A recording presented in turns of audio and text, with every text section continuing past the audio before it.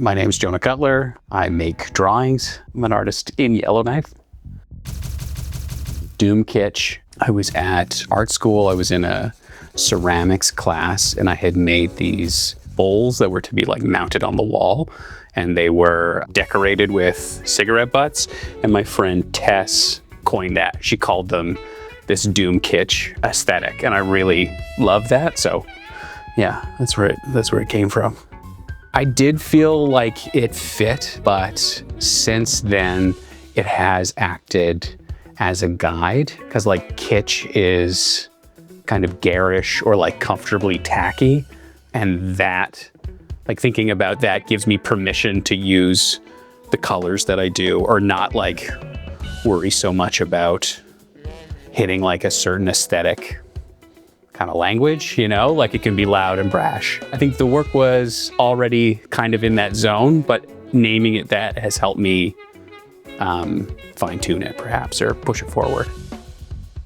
So I majored in drawing. When I went down, I didn't know anything about kind of what an art school looks like. There's two, at ACAD anyways, the art school in Calgary, there's a fine art stream and a design stream. So within the fine art stream, there's like drawing, painting, sculpture, printmaking, and I landed in drawing because that's the medium that I'm most comfortable with, that I've done the most of. So it made sense. It's funny, because we were talking about Spawn earlier. There was, I don't know if like CBC did it or somebody else, but it was on the news, it was on TV. Well, or my dad found like a recording of it. He worked at the college, but it was an interview of Todd McFarlane at ACAD in Calgary, and interviewing him about doing his first kind of comic. And so after he did that, or like after I watched that, I went out and like made my own Spawn comic. And I'm like, I don't know, we were still living in Iqaluit. I might not have even been at school. I was probably like 4 or 5. So I did all the drawings, and then my dad, we had like leftover wallpaper from my bedroom. So he like wrapped it around it to make it look like an actual, like a book. So that's probably the first one. And there was another where I did this like really big drawing of like a hill and a castle of some kind, and then just like stick figures fighting all around it. And we had that like pinned to the wall underneath like the rotary phone. So those are probably the first kind of 2 memories of like art making, or like drawings I did that I was really excited about. My dad went to art school also, and he doesn't practice anymore, but I think like when I was a kid, all that stuff was available, and he could help me if I was like stuck. Like he knew enough about, he had some skills drawing, that if I had a question or needed something created, he could do it. I think that's probably it. Like it's not something you notice at the time, but just that it was available and I was encouraged. The work kind of started during evacuation. So in 2023, we had to pack all of our stuff up. I couldn't bring everything with me. And at the time I was making work that was like pretty colorful, and really like, I was really into quilting for a while. So I was trying to make drawings that looked like patchwork quilts, but I was feeling stumped there. So then when we went on evacuation, I had to like pack less things. So I just went down with a little bit of paper and my pens, and rather than all my colors, just black ink. And so being there with those limited options, I was sort of able to crack back into the type of work that you see in the show. The artist that like informed kind of where I'm at now is Ralph Steadman. He did all the illustrations for Hunter S. Thompson's like Fear and Loathing in Las Vegas.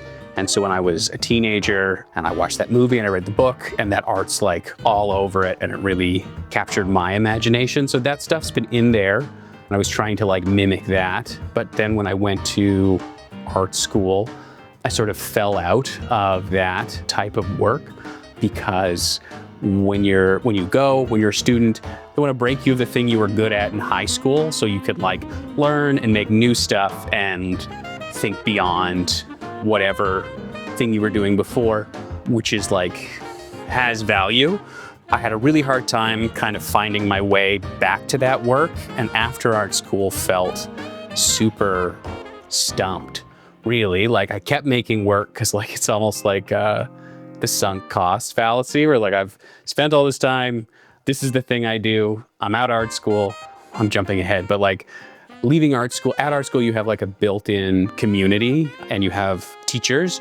And so I was there and I was making this work and I was getting positive validation from my peers and my teachers. And then when I left and came back to Yellowknife and tried making that work without other people telling me that like I was doing a good job, I realized that that work wasn't fulfilling and I wasn't able to like immediately pick up where I left off. I kind of like lost the thread of that. So from like graduating in 2018 and then to 2023, I did a lot of different work, stuck with it, made things I'm proud of, but I feel like in 23, during evacuation, I was able to tap back into that kind of Ralph Steadman, kind of spooky. There's a bunch of other kind of artists mixed in there, but like I was able to access the thing that I liked for me rather than doing it for an audience. So for a long time, I was one drawing at a time, but that really came during the kind of my 18 to 23 period of time because a lot of the work produced then felt more like work than like play. And evacuation started making work again that felt really good, and then made a decision that like, if this doesn't feel good, if I'm not having fun, if it's more work than fun, I shouldn't do it. So the like one piece at a time thing started as a like, you have to do one piece at a time because you like starting something new feels really good, but you don't want to leave anything unfinished. So that's a rule I had when I didn't love making always. Now that I'm kind of more in love with my practice, it's easier to have a couple things going on at once, one or two, where like I'll start something, it's not working, I can put it away and come back to it in a few months, and then all of a sudden like it's no longer precious or it's not so top of mind, and then it's clicking and I'm able to do kind of different stuff, take it in a different direction. I couldn't count on external validation for the work in like a community this small. Like there's nothing like ACAD here. You've got to do it for you. Otherwise, like what's the point, you know? And if you're not gonna, if you don't have the support, it's got to come from inside, you know? Follow what feels good. If you like it, then you can do it. There's no like wrong way to do it. Sometimes people get stuck in like they're trying to make work for an audience, but they don't know that audience. So they're making up a person that doesn't exist and making work for them. And that's crazy making. Don't do that. Try to take risks, allow for failure, like take it seriously, do it regularly. But if it's not working, like lean into it. See if you can find a way, like a fresh way through. People can feel that you were excited making it. A lot of it, some of it's reference. The posters here are like they were from the school, they were gonna throw them out, and I just thought they were such a cool like artifact. The toys are sort of like, so much of my work is about evil guys, evil stuff. And so I only kind of like wanna collect the evil guys, you know what I mean? Monsters. Surround yourself with the stuff you like. Trying to create like a place that reflects what's happening in the work, or you can draw from. Let's see, I've got my like Twin Towers, because like all of us are sort of awash in like post 9/11 forever. So like pulling on all the things and then like mashing it up with really mundane, regular, normal parts of our life. It's like I want to thread the needle between my little life, the world of like I say it as the world of man, but it's like politics, popular culture, the big things that are moving around, and then the spirit world. So like outer space, ghosts, atoms, God, whatever. And if I can make a drawing that touches all of those things, that leads, like I organize it as like a triangle. And then in the middle, I put the shape of reality, because like that's the experience of being alive, at least to my thinking. You're hit with at all levels all the time, and trying to like parse through it. So the stuff in the room and the way the work is pulling in many directions at once is trying to connect to that feeling or idea, or like an honest representation of what it's like to be alive right now. There's no clean lines between anything. Like it's all like a soup, basically. Everything is mixed together, and we all want to have like, oh, this is where my good, nice things are, and this is where my like boring things are, and then over here is the bad shit. But it's not. It's all, all together. I thought about wearing it to the opening, but I feel like I'd have to do a voice, and I just don't have the whatever you need to commit that kind of way. I don't got it. I feel like something, it's got to be evil. Like it's got to sound like did you ever watch the like extended Lord of the Rings where they have the mouth of Sauron? Like that's the vibe, A friend of mine, Aaron, made a mask as a project at school that I loved. I tried to buy it, but she had already sold it to somebody else, so I commissioned her to make one for me. So that's where it comes from. And it's decorated with, front it says Rat Face the Weary, which used to be my Instagram handle. And there's like sigils that I sort of designed out of places that I've lived. When I was an art student, I was working on there was a series of 6 drawings, and they were all grids that kind of slowly changed from really organized to sort of pretty chaotic. The last one's not a grid, it's just black. But they were called The Faculty of Reason, A Knowing in Time, The Unknowing of Reason, The Knowing of a Human Animal, The Knowing of a Human God, and On Human Knowing. There's pretty occult stuff. I read these books, Eugene Thacker's Horror of Philosophy series, and in real life, I would have become a dark wizard for sure.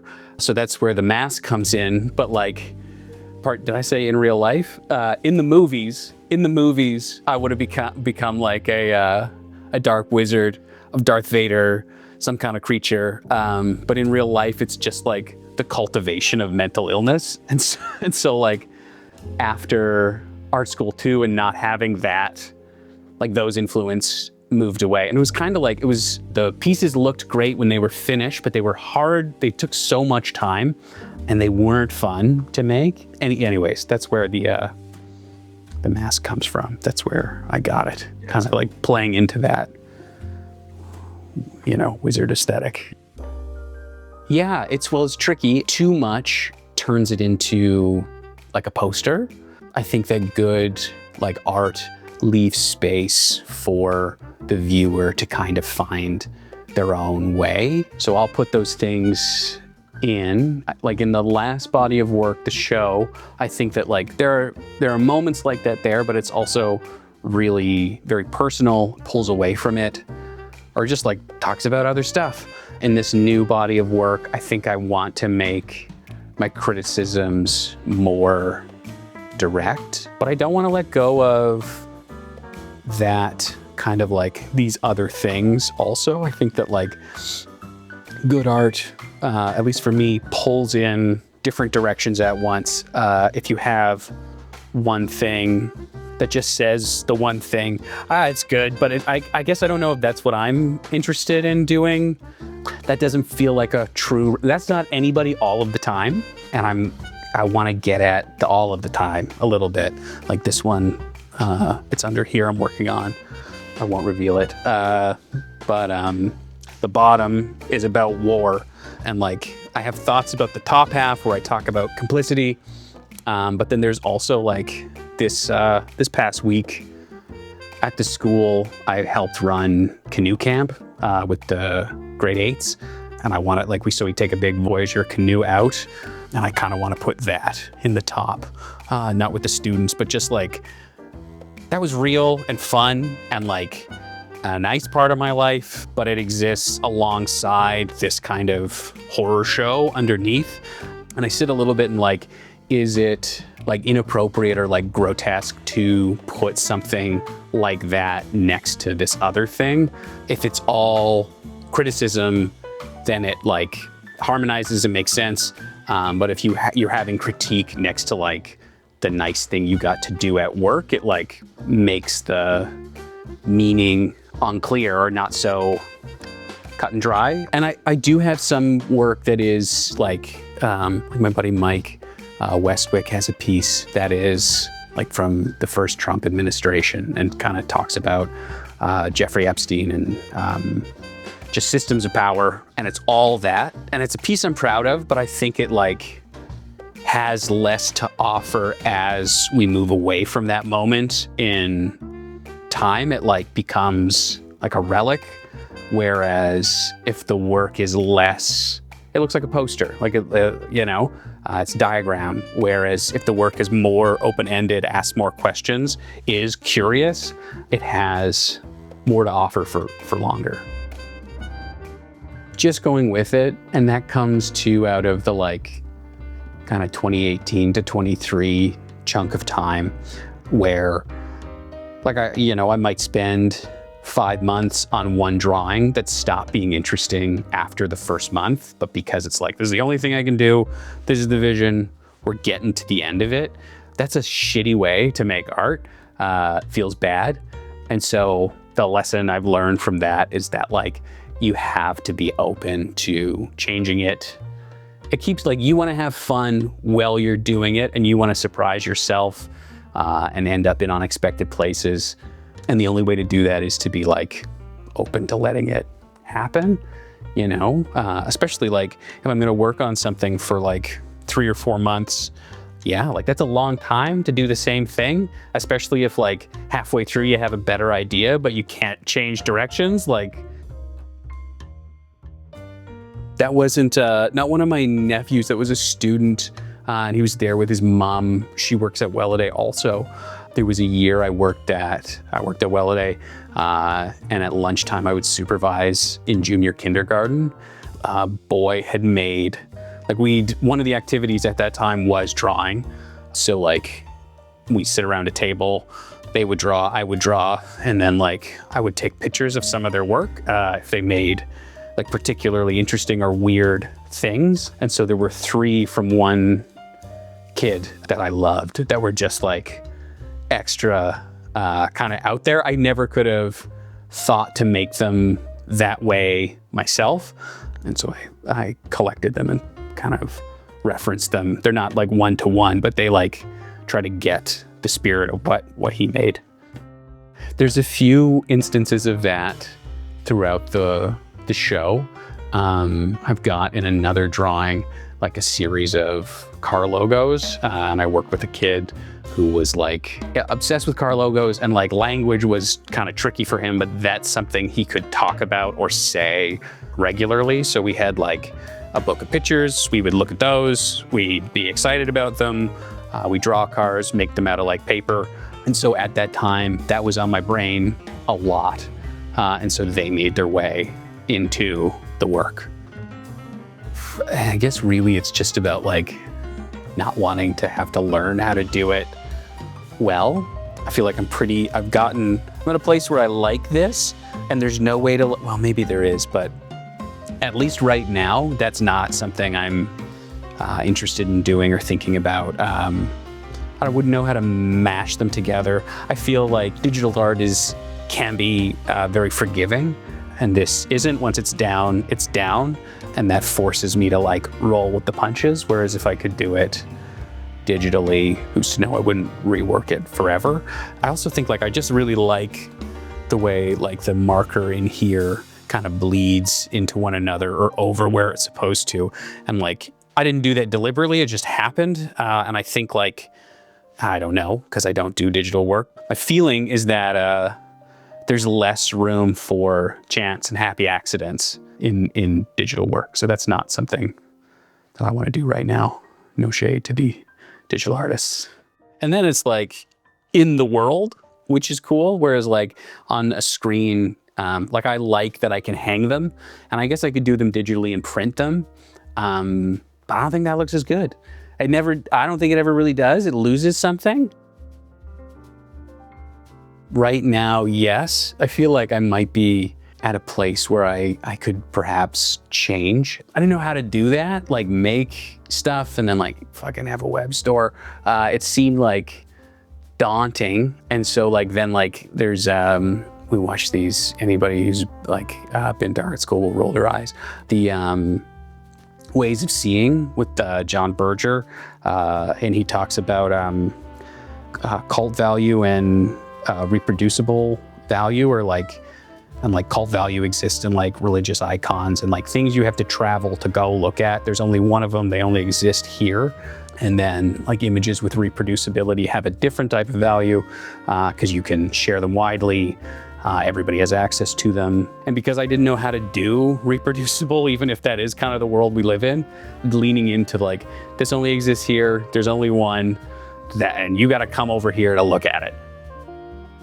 Come to the show, look at the work, reach out on Instagram. The work is a little reproducible because I put it on Instagram. But there's, anyways, sidebar. Just kind of be kind. Tell me what you think about it. I love to talk about the work. I'd love to perhaps sell them as individual pieces, like at a show someday. But until that manifests, I'm gonna hang on to them. It kind of comes back to what we were talking about before, where because that stuff was so forbidden or like walled off for me as a kid, then it became like if I had been allowed to access it, it might not have grabbed so hard.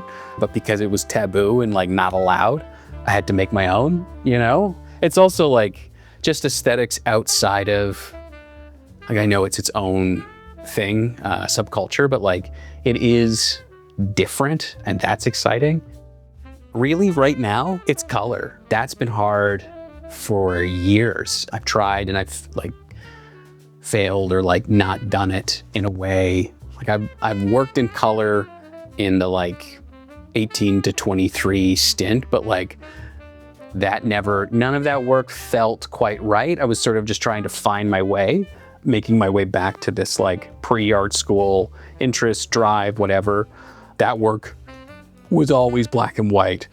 And so I was just like relearning that, getting back into that. But I've got a bunch of friends. My buddy Jack Lloyd, he's looking for loot on Instagram.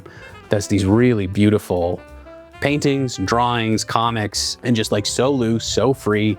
And I always really admired that, and then was afraid of like, you know, you spend a long time getting your black lines just right, and then to put color on it and maybe mess it up was really intimidating. So in this body of work, you can kind of see trial and error, because there are like a few with just like patches of color, but are still predominantly black and white.